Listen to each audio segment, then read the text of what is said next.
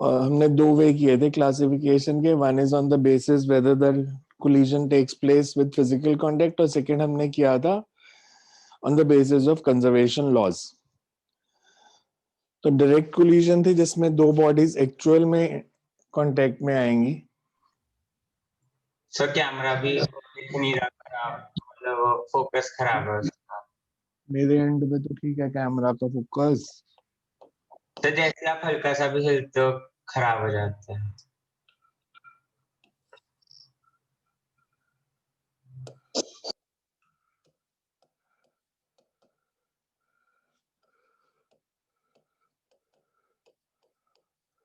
Normal हमने इसी collision को पढ़ना है +1 में.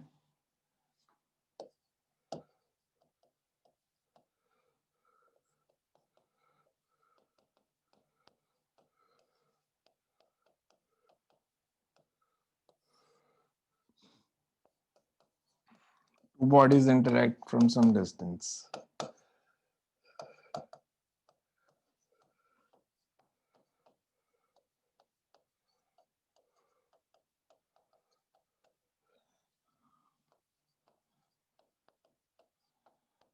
There is some kind of field. On the basis of conservation laws,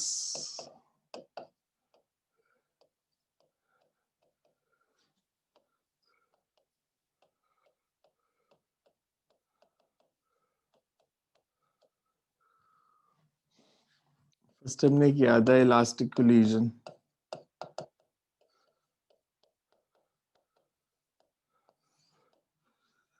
अगर आपको मैं पूछूं से इलास्टिक कोलिजन में through out the collision process kinetic energy conserved है या नहीं conserved?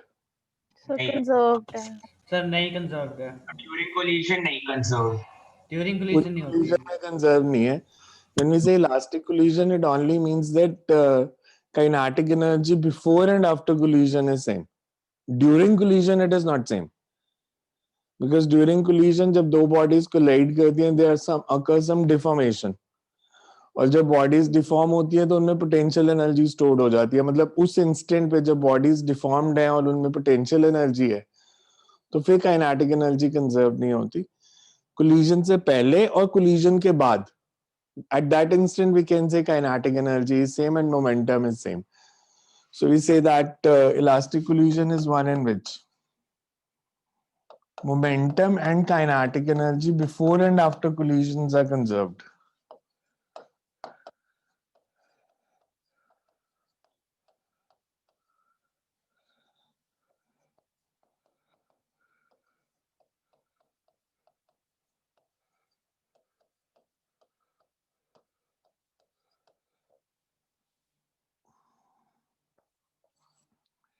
Second point is the forces which acts during the collision process, they are conservative in nature, because अगर कोई भी non conservative force लगेगी तो collision से पहले और collision के बाद भी kinetic energy conserve नहीं होगी. So that means only conservative force acts during the collision process. Conservative forces कौन सी थी जिसमें work done path dependent नहीं होता. Only conservative forces acts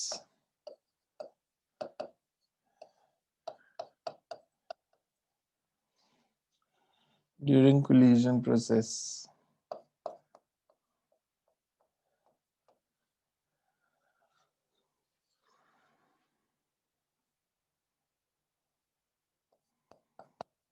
हमने बिकॉज सुपर इलास्टिक को नहीं डील करना तो इन इलास्टिक हम लेंगे. Momentum before and after collision is same.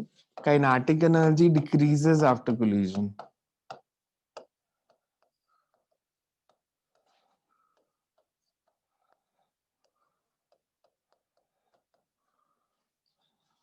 Momentum before and after collision is same. Kinetic energy after collision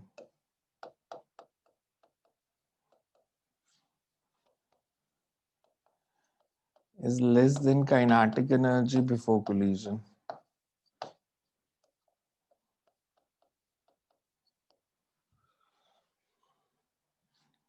And in some kind of non-conservative force acts. Some forces or all the forces which acts during the collision process, they can be non-conservative. This is some or all the forces.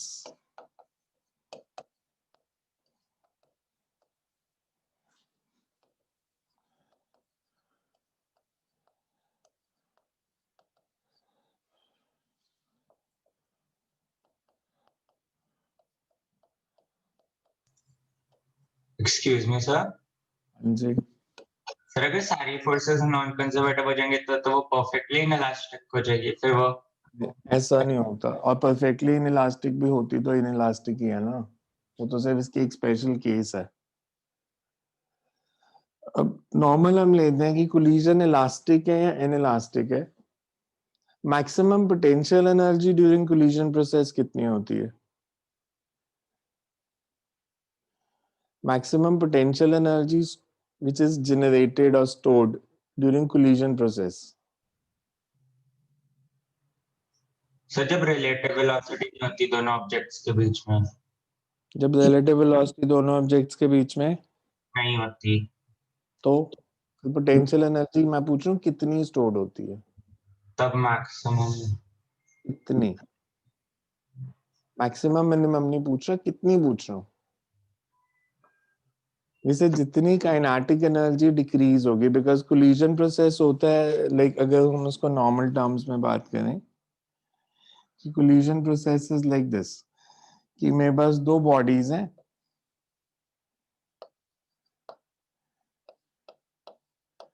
so m1 moving with velocity u1, it collides with another body m2 moving with velocity u2. During the collision process, we say that bodies gets deformed and both are moving with same velocity v. This is during collision.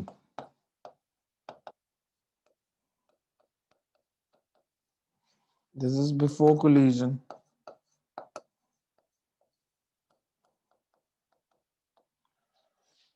And after collision, again deformation ends. m1 moves with velocity v1 and m2 moves with velocity v2. So ये जो process है जब दोनों एक ही velocity से move करे, then it's the maximum potential energy which is stored, and this is equals to decrease in kinetic energy.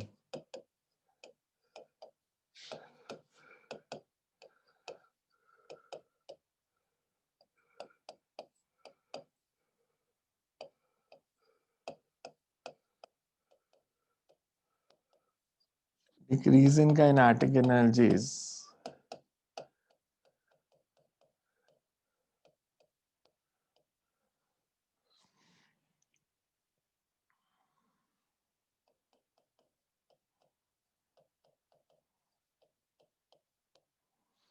because when maximum potential energy is stored, both the blocks are moving with same velocity, so kinetic energy is half m1 plus m2 into v square.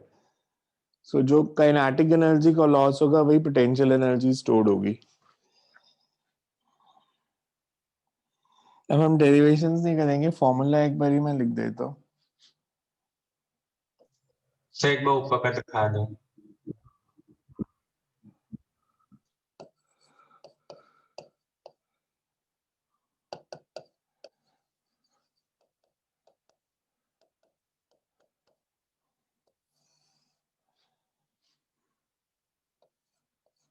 Excuse me sir.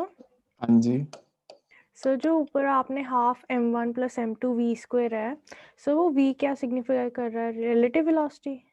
नहीं v इसमें common velocity, because दोनों एक ही velocity से move कर रहे हैं ना v से, तो रिलेटिव वेलोसिटी तो जीरो है। v सिग्निफाइज वो दोनों एक ही जिस वेलोसिटी से मूव कर रहे हैं, वो आप कंजर्वेशन ऑफ मोमेंटम से निकाल सकते हो, बिकॉज इनिशियल मोमेंटम है m1 u1 plus m2 v2, m1 u1 plus m2 u2, और यहाँ पे मोमेंटम है m1 plus m2 into v। तो जो v की वैल्यू आएगी that is m1 u1 plus m2 u2 upon m1 plus m2। Okay sir. If two bodies of m1 and m2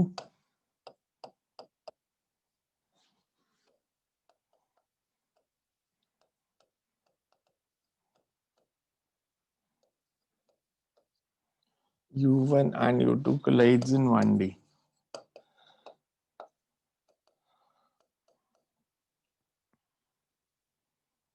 The final velocities is V1 is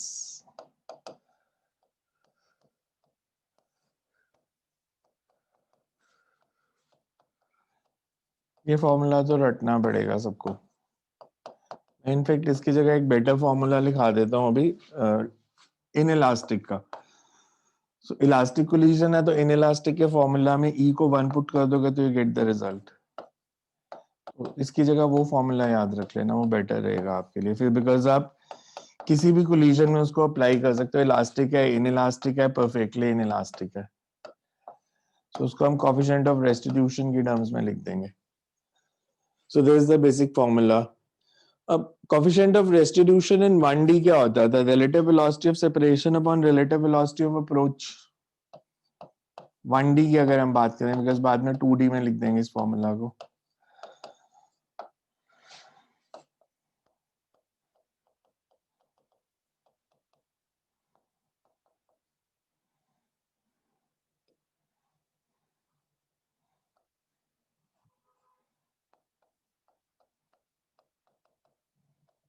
Relative velocity of separation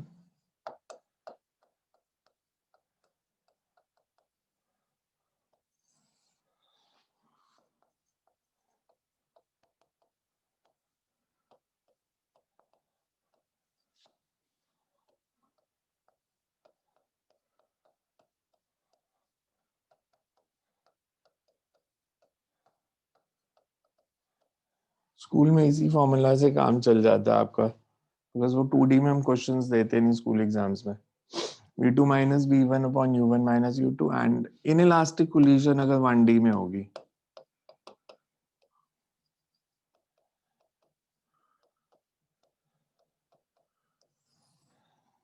जो final velocity का formula है that would be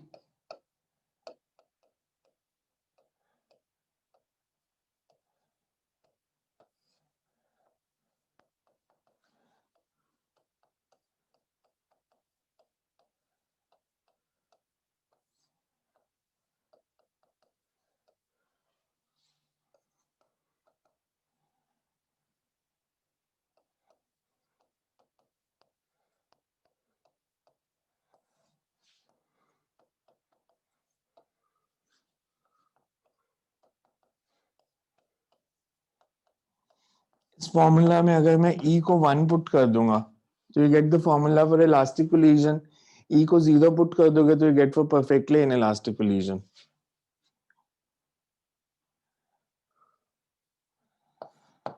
For elastic collision, substitute E is equals to 1.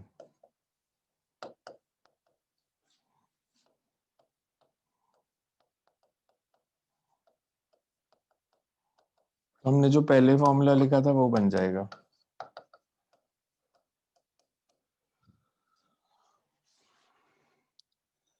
Perfectly in elastic में जो formula आपको चाहिए that is loss of energy का. Perfectly inelastic थी where two bodies stick together after collision.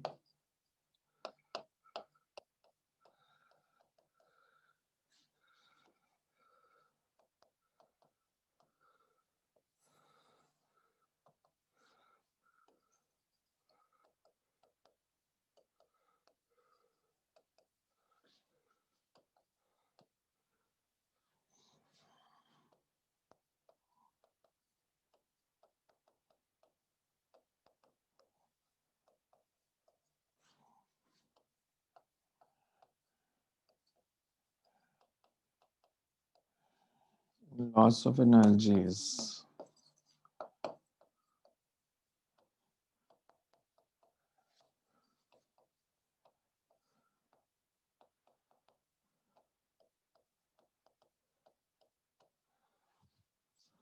half m1 m2 upon m1 plus m2 into u1 minus u2 का whole square. अब coefficient of restitution जो है इसको हम लेते हैं that it's a basically one dimensional concept, 2D का concept नहीं है. तो अगर इसको 2D में लगाना है you always have to take velocity along the line of impact. दो लाइंस लेते हैं हम, line of motion and line of impact. Line of impact क्या होती है? अगर जरूरी नहीं है बिकॉज स्फेरिकल बॉडीज की कोलिजन है, You can have collision between a spherical body and an inclined plane. You can have collision between two inclined planes, two bodies, spherical bodies, two cubical bodies. तो line of impact क्या होती है? Line joining the centers of two bodies. तो अगर मैंने आपको triangular veg दे दिया तो उसका सेंटर कैसे निकालोगे? पहले सेंटरॉइड निकालने बैठोगे उसका? जिस लाइन के लिए हम फोर्स लगाएंगे दोनों ऑब्जेक्ट्स एक दूसरे पर. आप जो बता रहे हो that is for spherical bodies. Line of impact क्या होती है?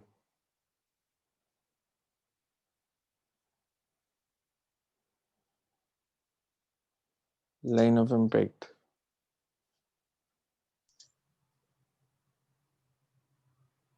सही पीडीएफ शेयर करते हो जैसा कि थोड़ा सा रह गया ऊपर वाला तो. कर दूंगा. लाइन ऑफ इम्पैक्ट क्या होती है? लाइन ऑफ मोशन तो हम लेते हैं जिस डायरेक्शन में बॉडीज मूव कर रही हैं. लाइन ऑफ इम्पैक्ट हम बोलते हैं line joining the common normal. मतलब जो दो सर्फेसेस कोलाइड कर रहे हैं दोनों से परपेंडिकुलर ड्रॉ कर दो. तो line joining the common normal. Because spherical bodies में आसान होता है कि अगर ऑब्लिक कोलिजन है, अगर ऑब्लिक कोलिजन है दो स्फेरिकल बॉडीज में,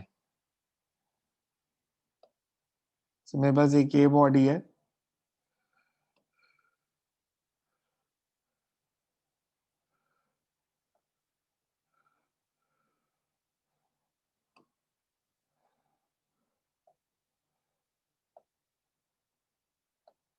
और ये मान लो कोलाइड करती है. तो इनके सेंटर्स को जो लाइन ज्वाइन करती है उसको हम लाइन ऑफ इम्पैक्ट कह देते हैं.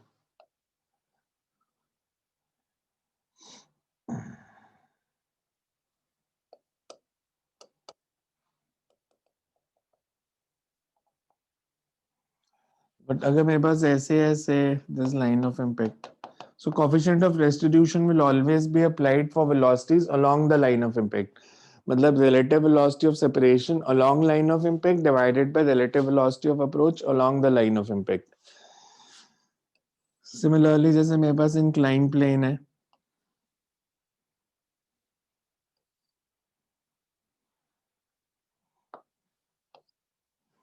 एक बॉडी है जो फॉल करती है इसके ऊपर आके, मान लो स्फीयर.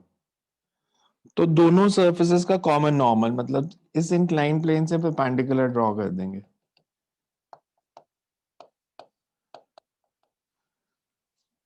जो स्फीयर के सेंटर से पास कर रहा है, इंक्लाइन प्लेन का परपेंडिकुलर जो स्फीयर के सेंटर से पास कर रहा है, that will B line of impact. So line of impact is line joining the common normal and coefficient of restitution is always along the line of impact.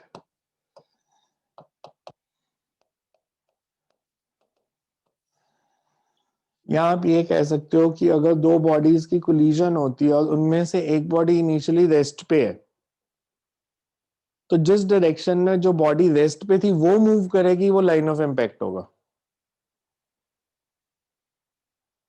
So you can say line of impact is line joining the common normal.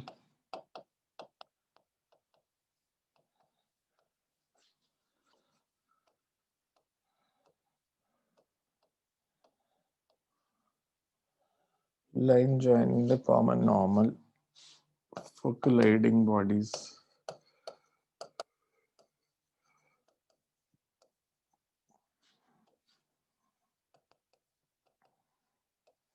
And coefficient of restitution.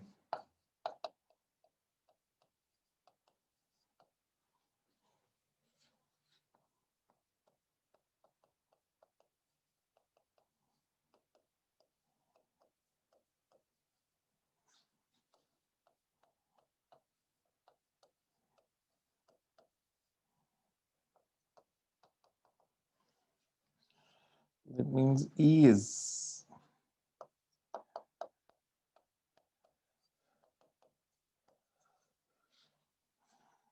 because velocity of separation लिख रहे हो तो आप relative term छोड़ भी सकते हो because separation velocity means relative ही होती है वो.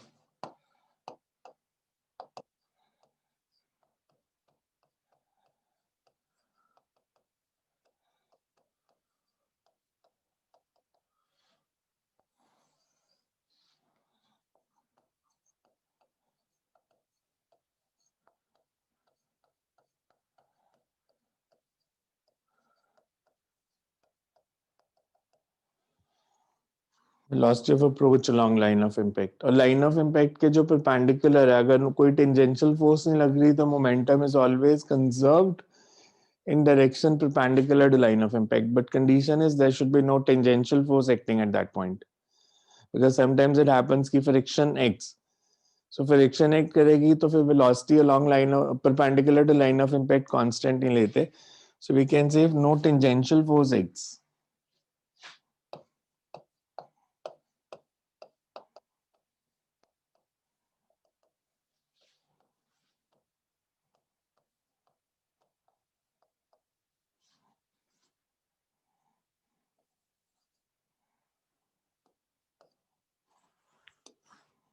Then momentum perpendicular to line of impact.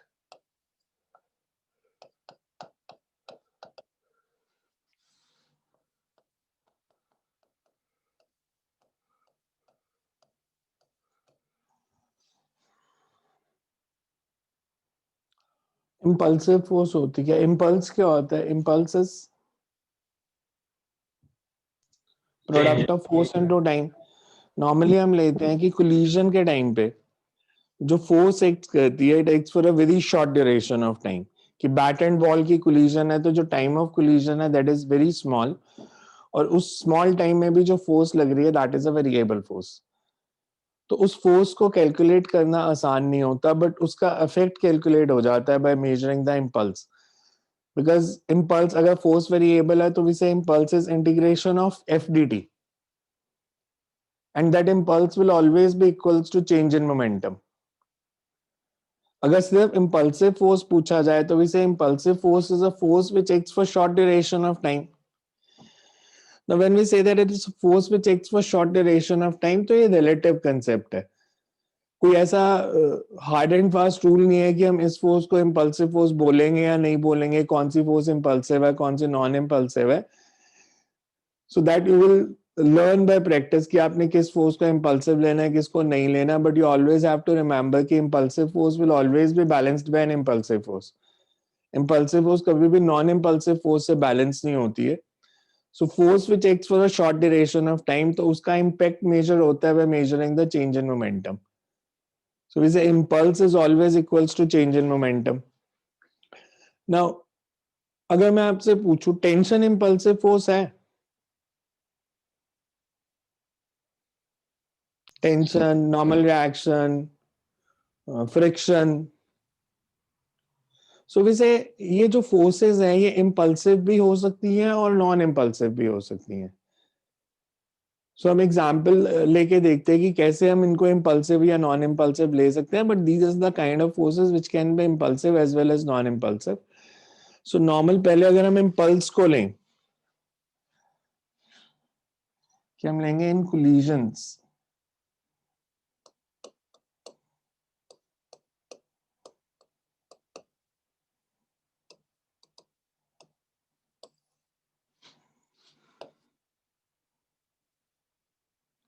Force which acts for a very short duration of time.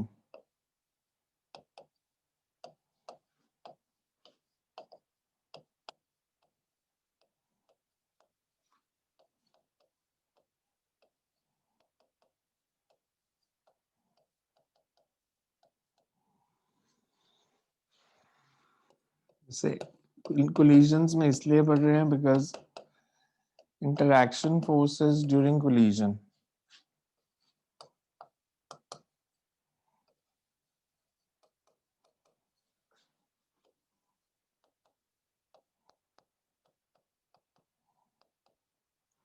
Are impulsive in nature.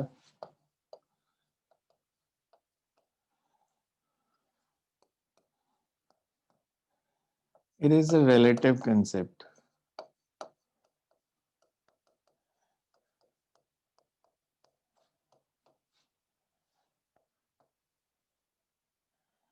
And there is no rule as such.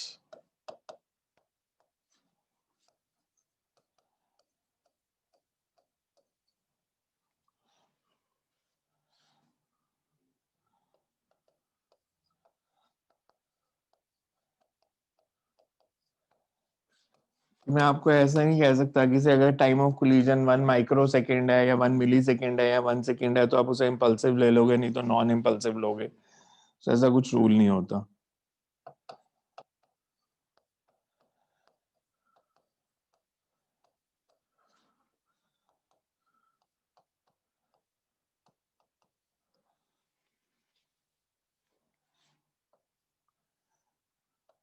Impulsive force will always be balanced by non-impulsive force only. Impulsive force always be balanced by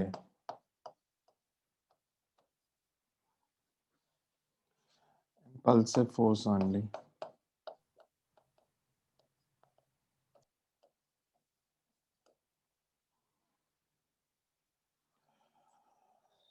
And impulses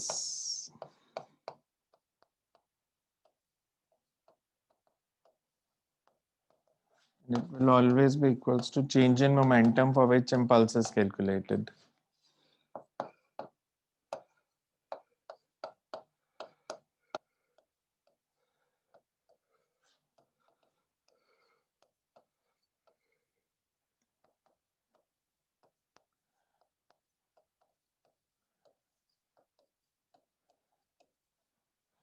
Impulse is always equal to change in momentum of body.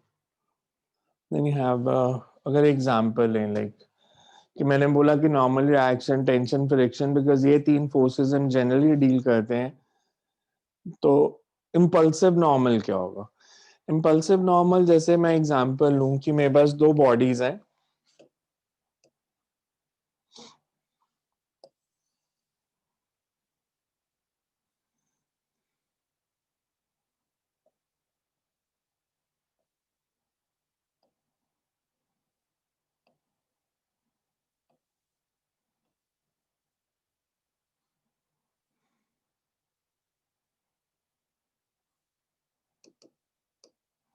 और ये collide की।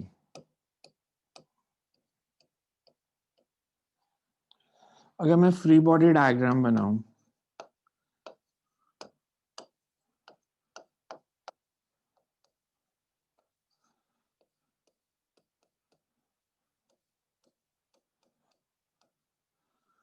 अगर ये collide करते हैं तो M2 पे force लगेगी इधर N3 और इस पे फोर्स लगेगी इस डायरेक्शन में N3। वेक्टर साइन हटा भी दो बिकॉज एरो मार्क किया हमने।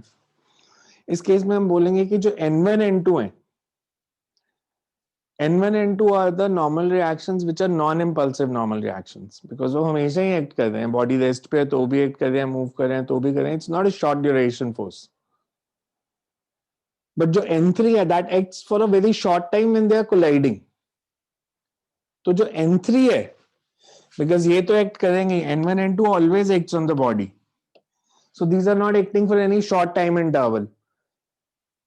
पर जो N3 है that acts only during collision, तो N3 को हम बोल देंगे N3 is a impulsive normal reaction और N1 N2 are the non-impulsive normal reaction. So normal reaction can be impulsive as well as non-impulsive.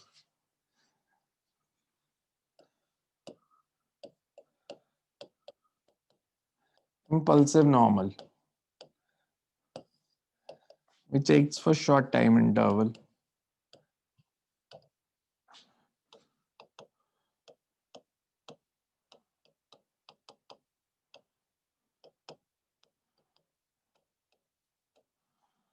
So we can say N1 and N2 are non-impulsive normals.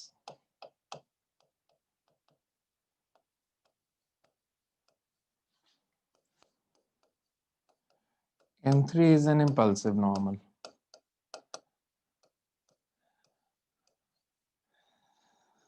अब इसको पढ़ने के लिए reason ये है कि impulsive normal can change linear momentum of the system. Non-impulsive normal does not change linear momentum. Impulsive normal can produce significant change in momentum of the system or the body on which it acts. So we say impulsive normal produce significant change in momentum of the body.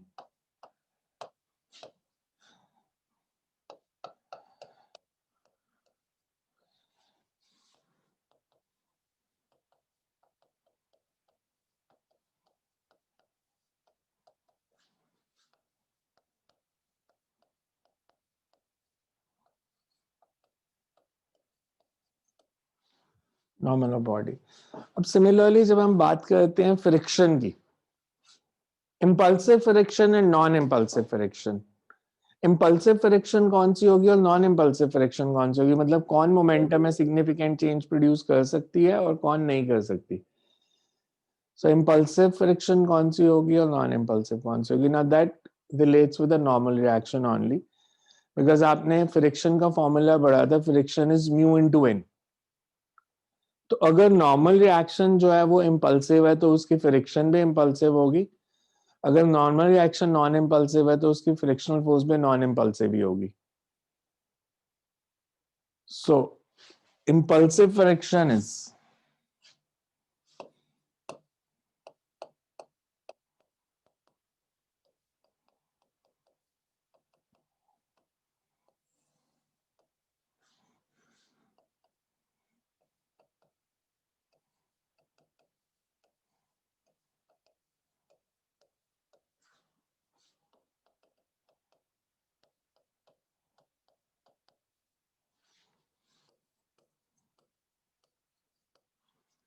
frictional force due to impulsive normal. फर्क क्या है? मान लो मेरे पास एक body है जो role कर रही है हॉरिजॉन्टल सरफेस पे.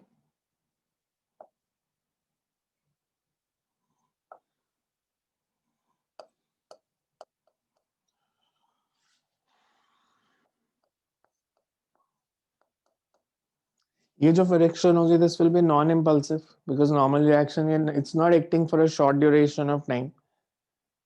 तो ये जो फ्रिक्शनल फोर्स है this is a non impulsive frictional force. But अगर मैं आपसे बोलूं से मेरे पास एक बॉडी है जो ऐसे मूव करती है एंड इट कोलाइड्स, यहाँ पे आके सरफेस से कोलाइड करती है. तो अब जो सरफेस इस पे फोर्स लगाएगा during collision, that will be an impulsive force, and that impulsive force results in an impulsive frictional force also. So अगर rough surface है, अब एक मैंने इसमें लाइन ऑफ इम्पैक्ट कौन सा होगा इस कोलिजन में? इसमें लाइन ऑफ इम्पैक्ट हम कौन सा लेंगे?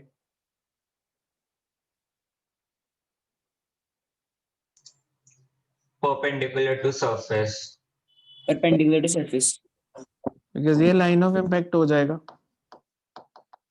मैंने अब एक पॉइंट लिखाया था कि अगर टेंजेंशियल फोर्स नहीं एक्ट कर रही तो momentum perpendicular to line of impact is constant. But अगर ये सरफेस रफ है और ये बॉल आके ऐसे कोलाइड करती है तो there will be frictional impulse which acts. अगर ये रफ सरफेस है तो जो linear momentum parallel to the surface हम जनरली कांस्टेंट लेते हैं. बट अगर हमें दिया है कि ये रफ सरफेस है जिसके साथ बॉल कोलाइड कर रही है तो फ्रिक्शनल इंपल्स लेना पड़ेगा. और अगर हम फ्रिक्शनल इंपल्स लेंगे तो जो मोमेंटम है parallel to the surface that will not remain constant. So frictional impulse can result in change in momentum along the surface also. So this is non-impulsive friction.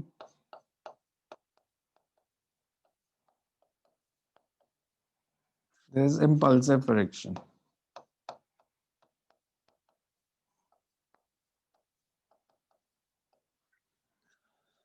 So friction can be impulsive as well as non-impulsive. In this case, you can say as force acts as frictional impulse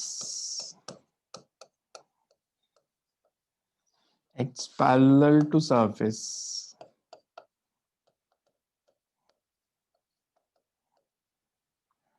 Momentum along surface will not be conserved.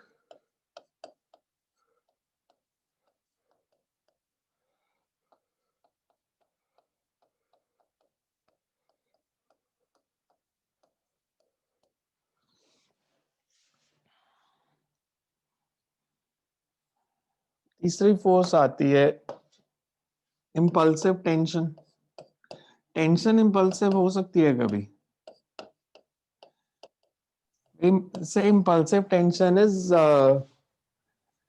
tension which is produced due to sudden jerk. कि जो एक झटके से, मतलब normal एटवुड्स machine है, एटवुड्स machine में जो tension है that is a non impulsive tension.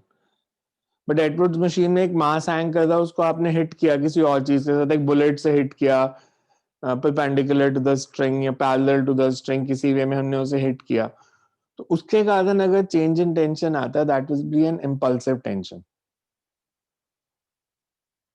से आपके पास एक बॉल थी जो ऐसे हैंग कर रही थी, मान लो सिंगल बॉल है पेंडुलम की तरह, मैंने इसे ऐसे हिट किया with a certain force, bat से इसको हिट किया एट सम एंगल, तो इसके कारण जो चेंज इन टेंशन आएगा, that will be the impulsive tension which is produced in the string. मैं इसको किसी भी डायरेक्शन में हिट कर सकता था, ऐसे हिट कर सकता हूँ, ऐसे हिट कर सकता हूँ। सो जो जर्क के कारण आएगा, that is an impulsive tension. जो नॉर्मल होती है, that is a non impulsive tension. अब स्ट्रिंग में दो तरह के केस होते हैं, एक होता है स्ट्रिंग रिजिडली फिक्स्ड है एक पॉइंट से, तो जो भी इंपल्स होगी that produces change in the free and only. और अगर स्ट्रिंग के दो एंड दो बॉडीज से अटैच्ड है, तो दोनों पे इंपल्स एक्ट करेगी, दोनों का मोमेंटम चेंज करेगा, but total change in momentum will be zero, because जो इंपल्स एक्ट करेगी that will B equal and opposite on both the bodies. Equal and opposite on both the bodies जैसे मान लो ऐसे है,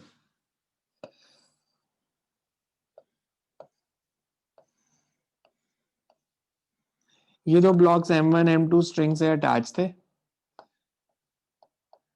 एक बुलेट जिसका मास m था, it strikes M2 and gets embedded in it. Now when bullet strikes M2 and gets embedded in it, it produces certain tension and normal reaction. तो जो tension and normal reaction produce होगा, that will be an impulsive one, और because दोनों strings पे same tension act कर रही है अगर, तो इससे दोनों का मोमेंटम चेंज होगा, पर सिस्टम का चेंज नहीं होगा, सिस्टम का लीनियर मोमेंटम जो है that will B conserved. So tension जो नॉर्मल है that is a non impulsive, but जो जर्क से प्रोड्यूस होगी दैट इज impulsive tension.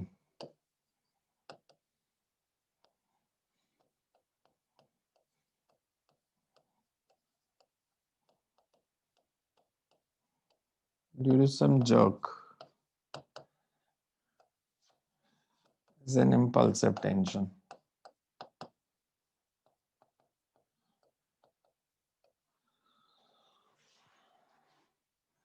अब टेंशन जो है it always acts along the length of the string. तो linear momentum perpendicular to the string due to impulsive tension always remains conserved.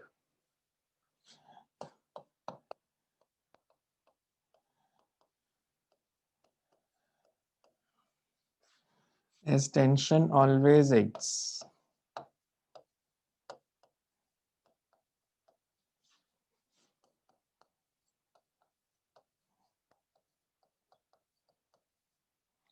the length of string,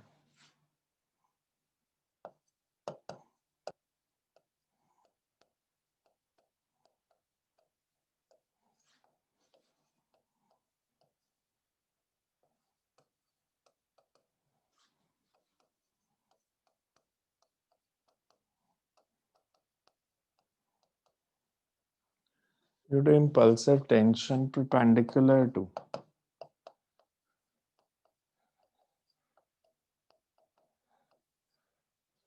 length of string remains constant or conserved.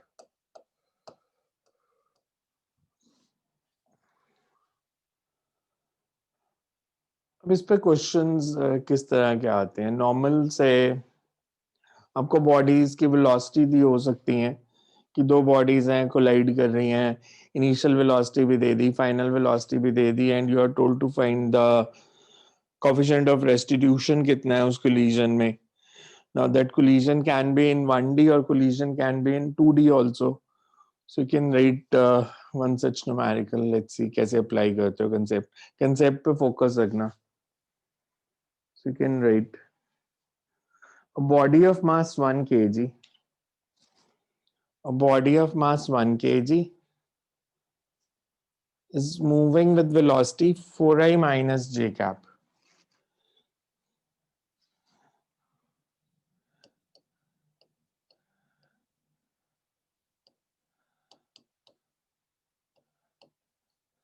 is moving with velocity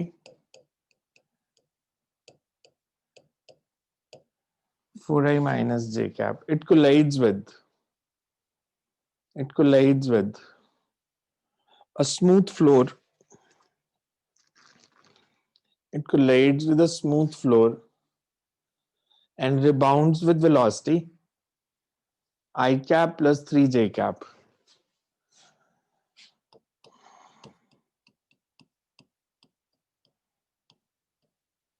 And rebounds with velocity I cap plus 3j cap. The coefficient of restitution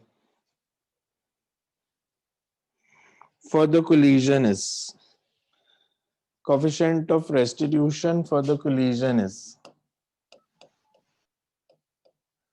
E is equals to 9 by x. Find x. हमें दिया है दो bodies, एक body है जो move कर रही है, उसकी इनिशियल वेलोसिटी दी है 4i minus j. It collides with a smooth surface and after collision the velocity is I cap plus 3j cap. तो हमने बताना है what will be coefficient of restitution. E निकालना है इस collision के लिए.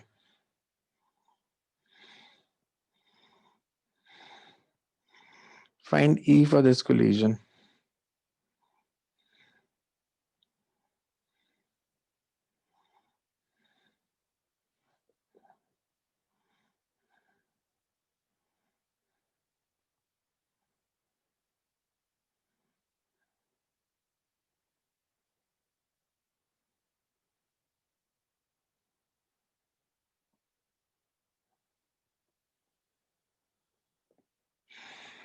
ट्राई करोगे या मैं बताऊं? हमें कोलिजन से पहले, कोलिजन के बाद वेलोसिटी दी है, कोएफिशिएंट ऑफ रेस्टिट्यूशन बताना है, मास 1 kg दिया है.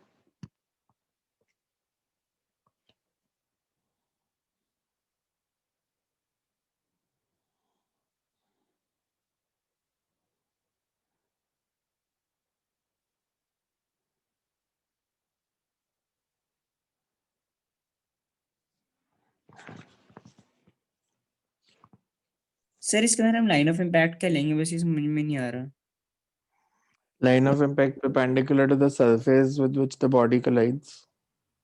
सर ये- फ्लोर भी तो नहीं गिवन कि वो हॉरिजॉन्टल है. अगर सारा वो दे देंगे तो आप क्या करोगे? अगर सब कुछ उन्होंने ही बता दिया तो फिर तो बोर्ड का क्वेश्चन हो गया, स्कूल में आएगा फिर तो. मैं इसको स्कूल के बैच में कराता, मैं कंपटीशन में कराता ही नहीं.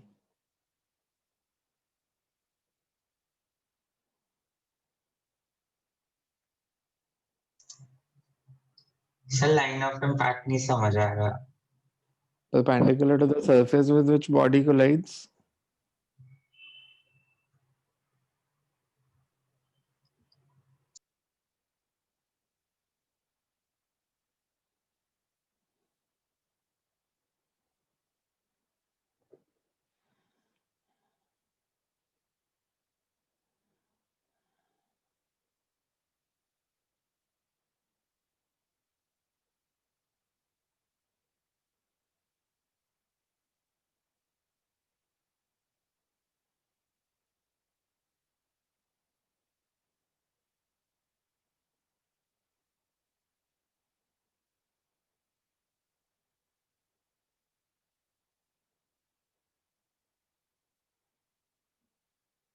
कैसे करें, कुछ आइडिया दो.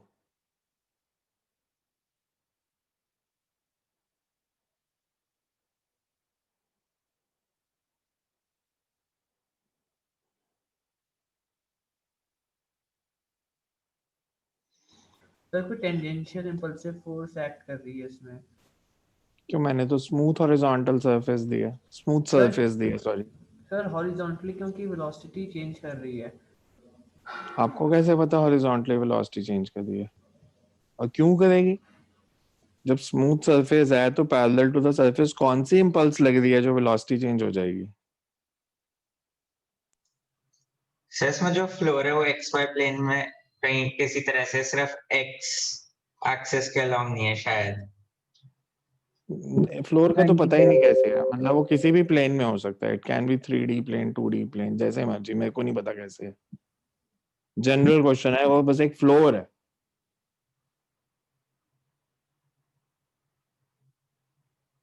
वो इंक्लाइन प्लेन भी हो सकता है, वो हॉरिजॉन्टल सरफेस भी हो सकता है, और एंगल ऑफ इंक्लिनेशन कुछ भी हो सकता है।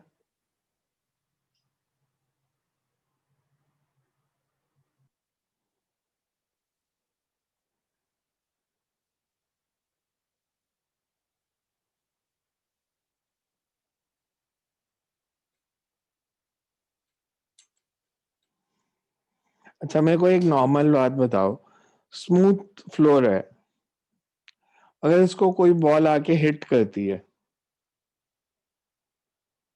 तो जो इम्पल्सिव फोर्स लग रही है that is parallel to the surface or perpendicular to the surface? Perpendicular. Perpendicular. perpendicular. Perpendicular to the surface. मतलब जो इम्पल्स लगेगी, जो इम्पल्स की डायरेक्शन होगी, that will be parallel to the surface or perpendicular to the surface? Perpendicular. Perpendicular. तो impulse तो आप निकाल सकते हो ना, mv माइनस u, इम्पल्स की डायरेक्शन तो निकल आएगी, बिकॉज इनिशियल वेलोसिटी भी पता है, फाइनल वेलोसिटी भी पता है, and impulse is equal to change in momentum. तो change in momentum is mv minus u and that is impulse. So जो इम्पल्स की डायरेक्शन है वही लाइन ऑफ इम्पैक्ट है।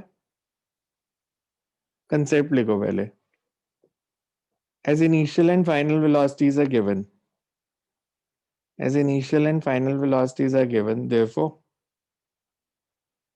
impulse can be calculated as change in momentum, therefore impulse can be calculated as the change in momentum, and impulse can be calculated as the change in momentum, and the direction of impulses also the direction of line of impact, direction of impulse is also the direction of line of impact.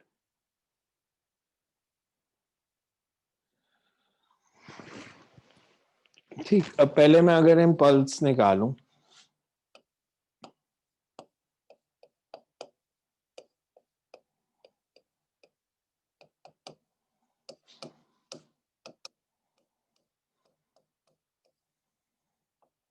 Calculation आसान रखनी थी इसलिए मैंने मास को 1 ही दिया था।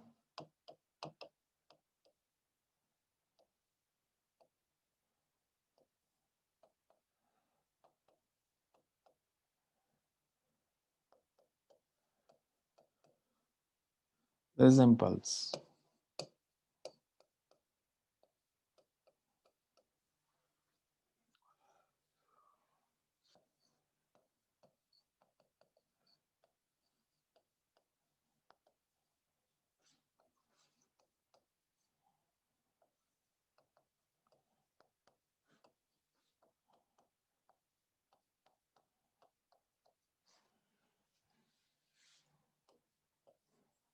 Because vector नहीं निकालना, स्पीड निकाल लो।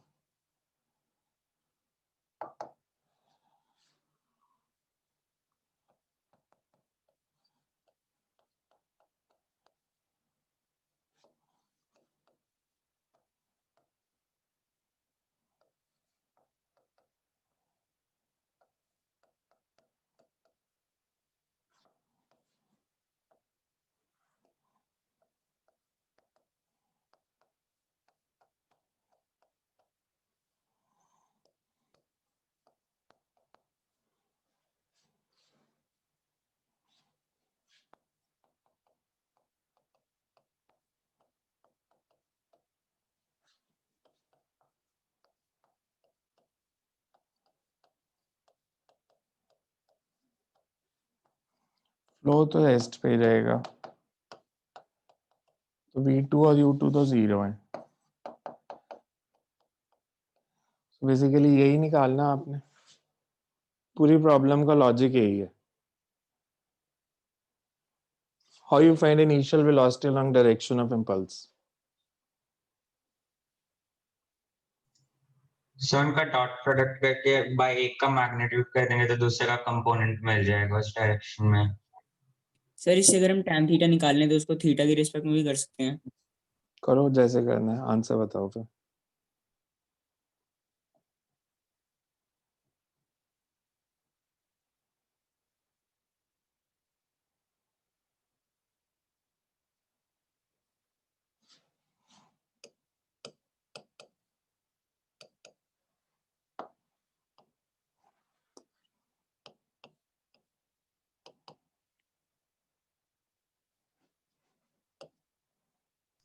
So -16/5.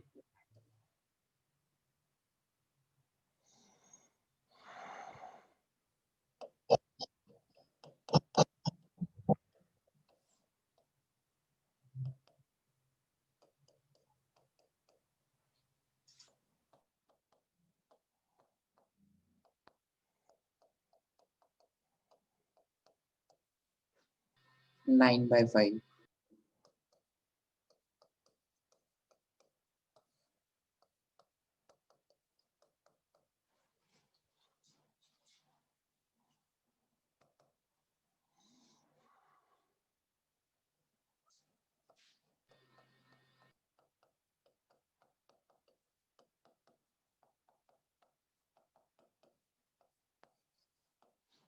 मतलब x की वैल्यू 16 है, हमें दिया था coefficient of restitution is 9/x।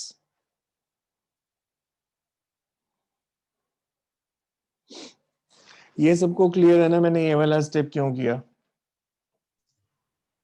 Yes, sir. Because मेरे पास ऐसे था,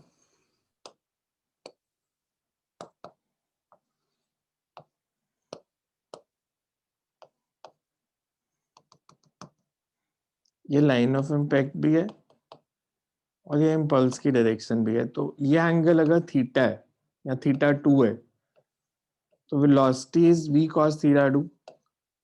सिमिलरली ये अगर u है and this angle is theta 1 तो velocity along line of impact is u cos theta 1। Because theta 1 obtuse है तो इसलिए वो नेगेटिव में आ रहा है आंसर -16/5। या आप इसको दूसरे वे में दे सकते हो बिकॉज इम्पल्स अपवर्ड है और इनिशियल वेलोसिटी डाउनवर्ड्स है तो इसलिए वो नेगेटिव में आ रही है। सो x इज इक्वल्स टू 16। समझ में आया? बेसिकली हमने क्या करना होता है, अगर मैं आपको ऐसे एंगल्स मार्क करके देता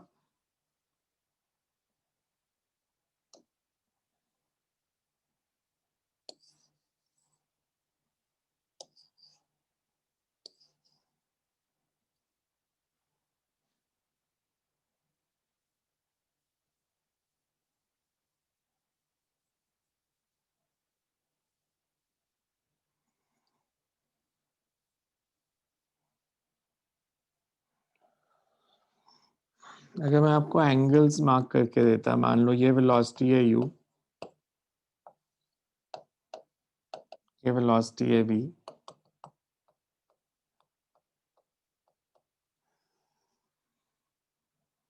तो मैं लेता कि initial velocities along u cos theta 1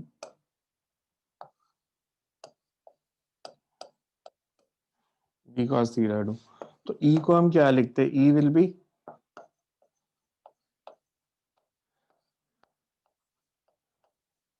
second body rest पे थी तो मेरे को बेसिकली u cos थीटा 1 और v cos थीटा 2 की वैल्यू निकालनी थी।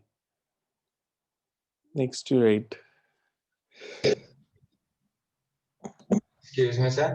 Sir, वो जी लगाया था क्या? v to तो खुद ही velocity of separation है, फिर माइनस और क्यों लगाया था?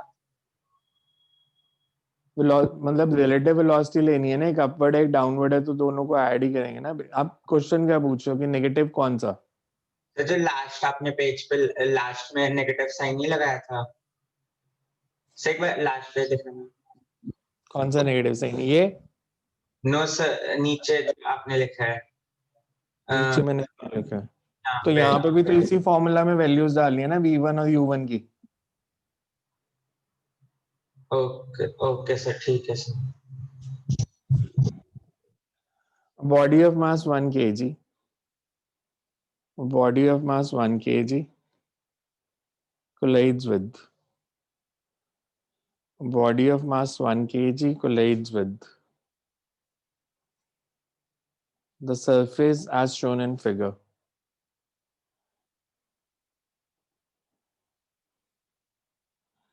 Collides with the surface as shown in figure.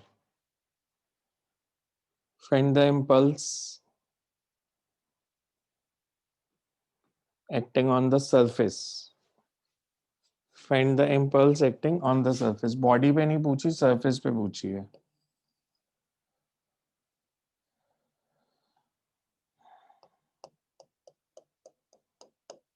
Smooth surface है.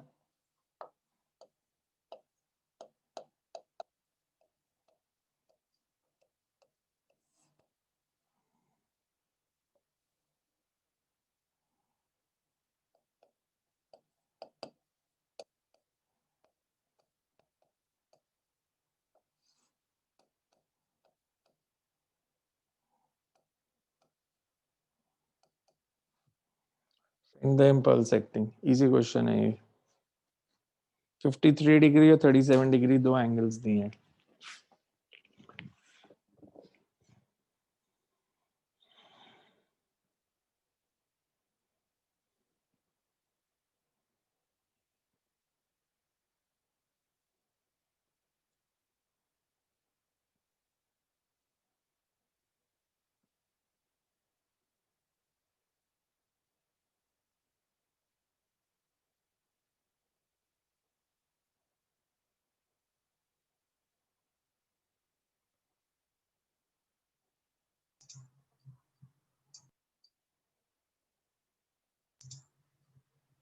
Three V by 5 + 4.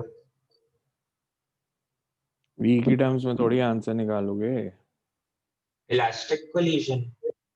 मैंने कब कहा इलास्टिक? मैंने कुछ नहीं कहा.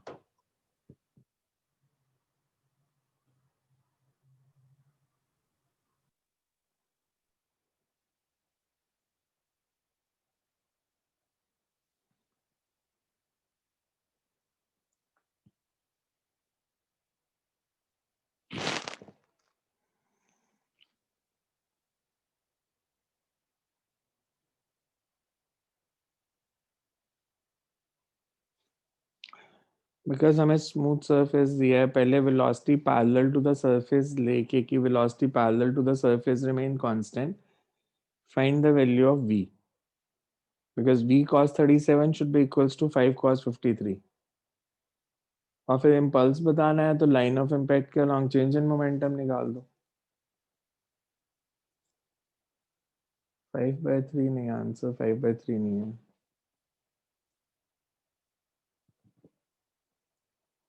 फर्स्ट फाइंड v, फिर -1 है. माइनस क्या? 1. -1 नहीं.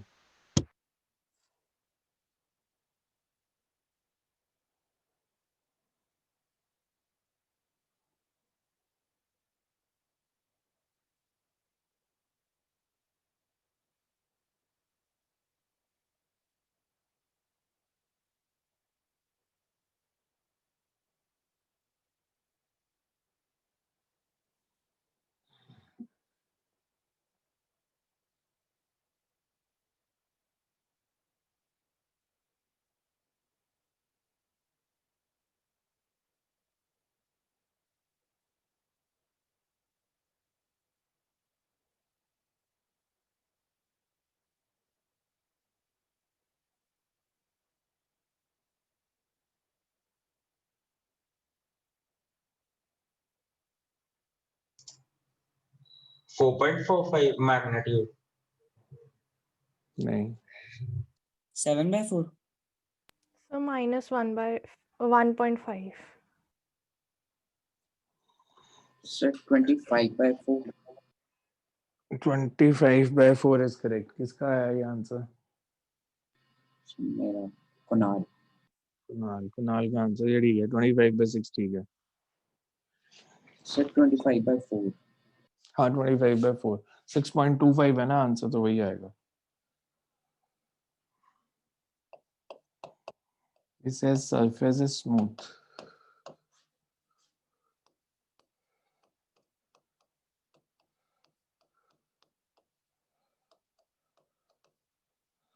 Speed parallel to surface is unchanged.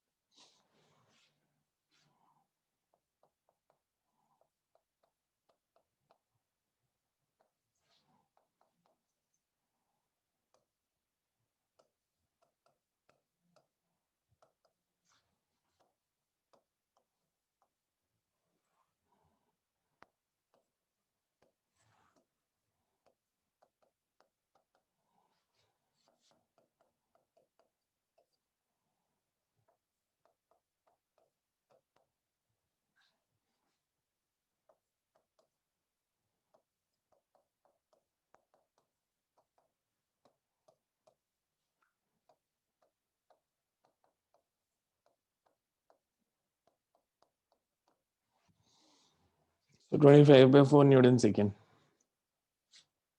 देखो जिनके गलत आए थे कहाँ पे मिस्टेक कर रहे थे. सर वहाँ माइनस नहीं लिया सर, ये जो एंड में ना यहाँ पे जहाँ प्लस लिखा है सर वहाँ सर मैंने अभी माइनस ले लिया था। यस सर मैंने भी वही Yes, किया sir. था। बस दोनों की डायरेक्शन ऑपोजिट है ना, माइनस माइनस कैंसिल हो जाना था. सर ये रह गया। चलो नेक्स्ट लिखो.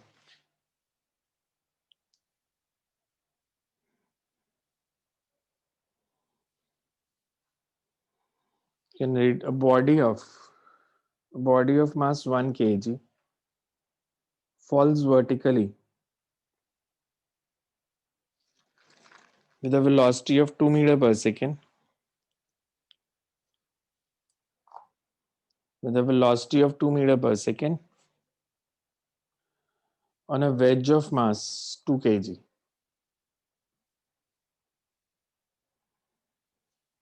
The wedge is placed on smooth horizontal surface. Wedge is placed on smooth horizontal surface. Find velocity of body and wedge after the collision. Find the velocity of body and wedge after the collision.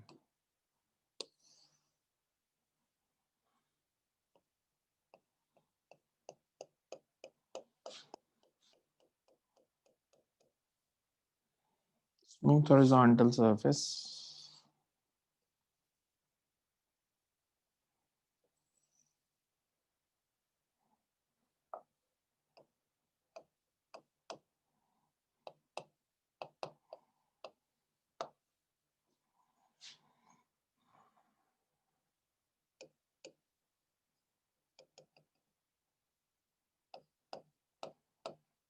A 1 kg ball falls vertical and on it with 2 meter per second.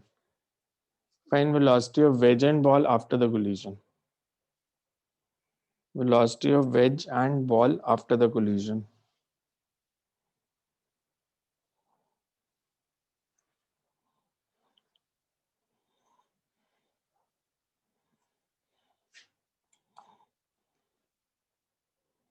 Question समझ आ गया ना?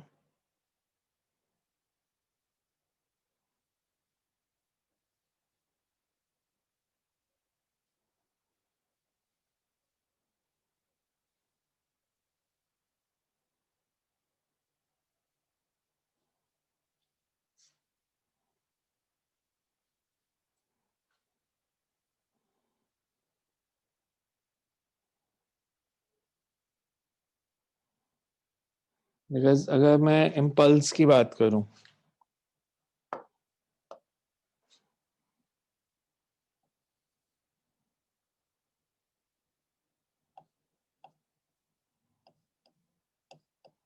ये impulsive force या impulse act करेगा ball पे जे, और same impulse incline plane पे भी एक्ट करेगा जे, perpendicular to the surface. So अगर मैं ये एंगल 30 है, ये 30 तो ये भी 30 है, 60 है 30।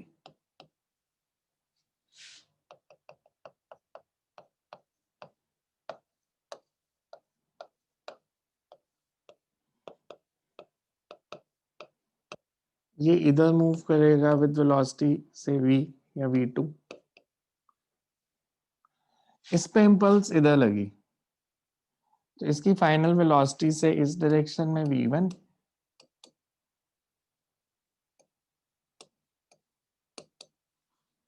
और वर्टिकल डायरेक्शन में v3।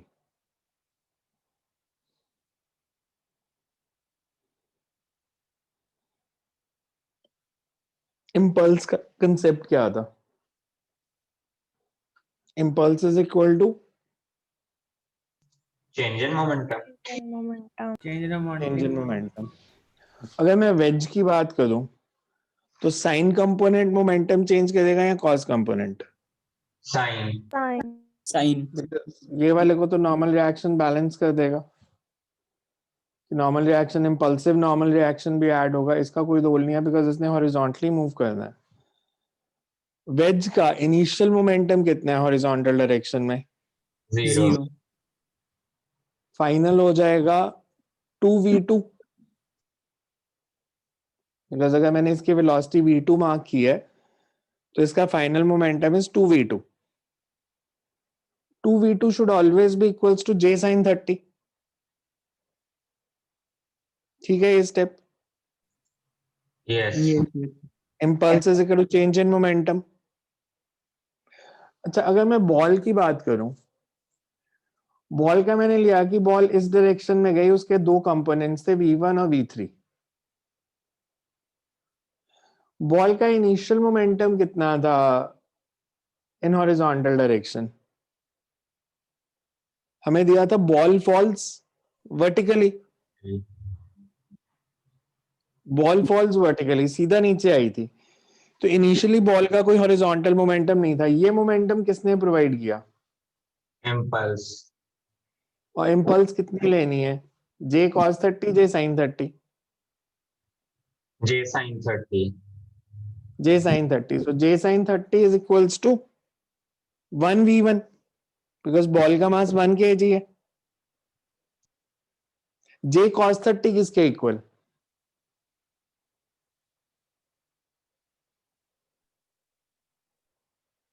v3। v3। Change in momentum के इक्वल है ना, तो इनिशियल मोमेंटम वर्टिकल डायरेक्शन में कितना है? 2। 2।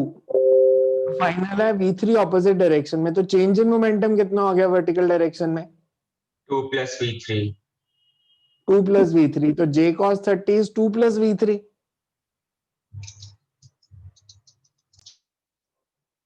इक्वेशंस बन गई हमारी। यस। यस मैंने इसमें कोई भी नॉन इम्पल्सिव फोर्स नहीं ली, बिकॉज नॉन इम्पल्सिव फोर्सेस हो सकती हैं एक्ट कर रही हैं, बिकॉज वेट एक्ट कर रहा है, नॉर्मल रिएक्शन एक्ट कर रहा है, उनको लेने की जरूरत नहीं है। बिकॉज जब इम्पल्सिव फोर्स एक्ट करती है तो नॉन इम्पल्सिव का रोल खत्म हो जाता है उस इंस्टेंट पे, because impulsive forces generally very large, they produce, जो मैंने पॉइंट बोला था, impulsive forces produce change in linear momentum, significant change. Non-impulsive force cannot produce that. तो मैंने जस्ट बिफोर कोलिजन और जस्ट आफ्टर कोलिजन की सिचुएशन को हैंडल करना, उसके बाद में तो फिर नॉन इम्पल्सिव फोर्सेस का रोल भी आ जाएगा। सो ये डायग्राम बनाओ, मैं कंसेप्ट लिखाता हूँ, फिर इसको सॉल्व करके देखना। सिर्फ डायग्राम बना लो पहले।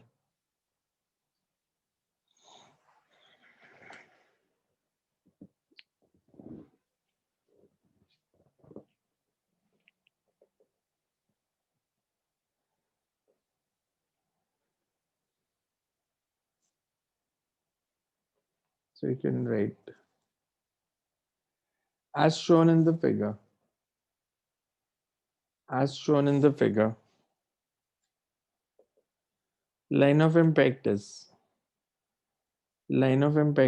perpendicular to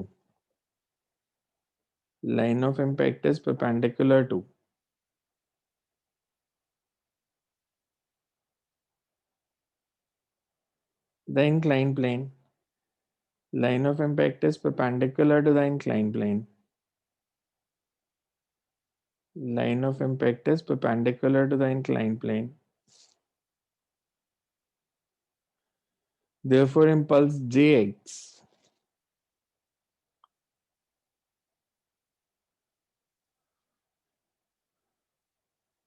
both are inclined plane as well as the ball colliding with the inclined plane. Sir both क्या लिया था? Both ball and inclined plane. Making components of impulse J. Making components of impulse J.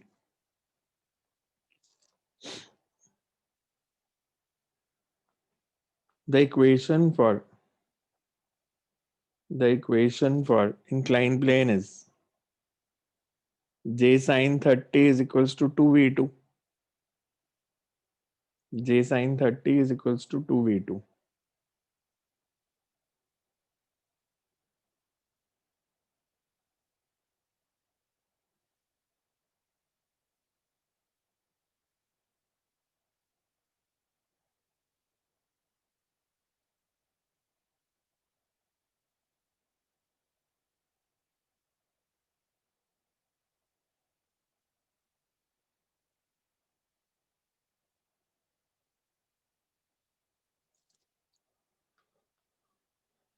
For ball,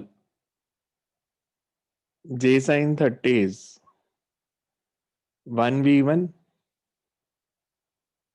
and J cos 30 is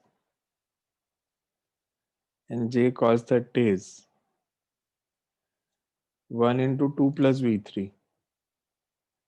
1 into 2 plus v3. तीनों equations देखो समझ में आ रही हैं. अब कभी भी जब तक उन्होंने स्पेसिफिकली स्टेट नहीं किया, you will not assume the collision to be elastic. वो प्रॉब्लम को बहुत आसान बना देगा, पर आपने अपने आप से नहीं लेना. सो इस क्वेश्चन में मेरे को v2 की वैल्यू चाहिए, और दूसरी वैल्यू कौन सी चाहिए, v1 v3 या under root of v1 square plus v3 square. Under root of v1 square because हमने स्पीड बतानी है ना, speed before and after Yes. Ball की और वेज की. तो वेज की तो एक ही स्पीड है v2, बॉल की स्पीड के वेलोसिटी के दो कंपोनेंट्स हैं v1 एंड v3. तो मैग्नीट्यूड ऑफ वेलोसिटी जो होगा that will be under root of v1 square plus v3 square. अच्छा, इस केस में आपसे कोफिशिएंट ऑफ रेस्टिट्यूशन भी पूछा जा सकता था. अगर कोफिशिएंट ऑफ रेस्टिट्यूशन पूछें तो क्या होगा,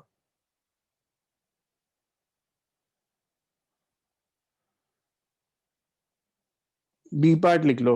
मतलब इसके लिए थोड़ी सी जगह छोड़ लो, 7-8 लाइंस, और फिर लिखो next question. In the above question. Excuse me sir. हाँ जी. सर इसमें जैसे 3 इक्वेशंस है लेकिन वेरिएबल्स 4 हैं. हाँ, तो एक इक्वेशन और बन सकती है ना. Momentum conservation. हाँ, because momentum is always conserved. Okay sir. So you can write B part लिखो इसी क्वेश्चन का. In the above question, find coefficient of restitution. Find coefficient of restitution of the collision.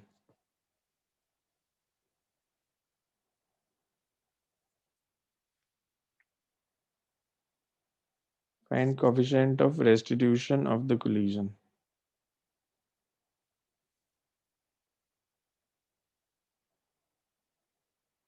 So करके देखना दोनों parts. And Sunday को laws का ही test दोबारा से.